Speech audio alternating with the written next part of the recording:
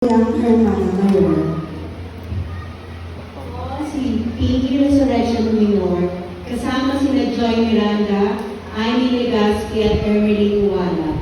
Hermana ng taong 2025 ay buong galak na nagsasali ng bara altang ito na sumasagisag sa mga gawain na tungkulin sa pagiging hermana. Ang buong taon ng paglilingkod ay naging pagkakataon para sa akin upang masdan tinalain at pagsikapagtularan ng mabubuting halimbawa ng mahal na patron na si San Jose, asawa ni Maria. Nagpapasalamat kami sa pagmamahal sa Diyos na pumili sa amin sa tungkulin ito at tawid na pagtunayan sa aming kahinaan. Tunay na nangibabaw ang kanyang kapangyarihan. At ngayon, mga kapatid, ay dumating na sandali ito ng paglilipat namin sa inyo itong bata ata. Nawa ito ay inyong pagkaingatan at gawing paalala ng mahalagang tungkulin na inaantak sa atin na atin ng simbahan. Dalangin ko na maging inspirasyon ninyo sa paglilingkod at ganang pagpalipid at pagsusuko ng sarili sa mahal na patron na si San Jose, asawa ni Maria, sa gandang loob na nasakit ng Panginoon. Gabayan nawa kayo ng Diyos at ang mahal na patron na si San Jose, asawa ni Maria, sa iyong paglilingkod. Ngayon po ay iaabot ang bara alta.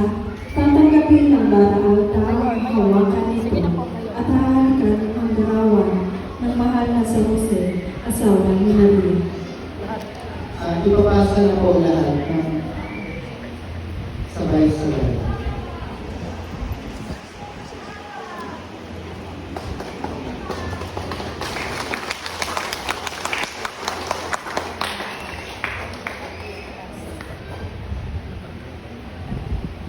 Ako, si Maria Victoria C. Salvados Torres, kasama si Elisa Mercado, Ori Cordero, at Carlo Villamor. Mga hermana sa taong 2026 ay buong pusong tinatanggap ang baral namin.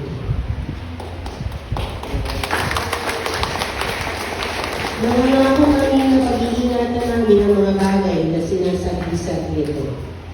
Buong pagsusumikap namin gagampanan ang aming mga tungkulin bilang mga hermana sa susunod na taon. Patnubayan nawa kami ng Diyos at ng mahal na patron na si San Jose, asawa ni Maria. Amen. Atin pong palapakan ang ating mga hermanas 2026. Ang ating pong Hermana de Calahol mula sa Phase 9, Hermana de Candelaria mula sa Phase 7, at Hermana de las Flores mula po sa Panday. Maraming salamat po.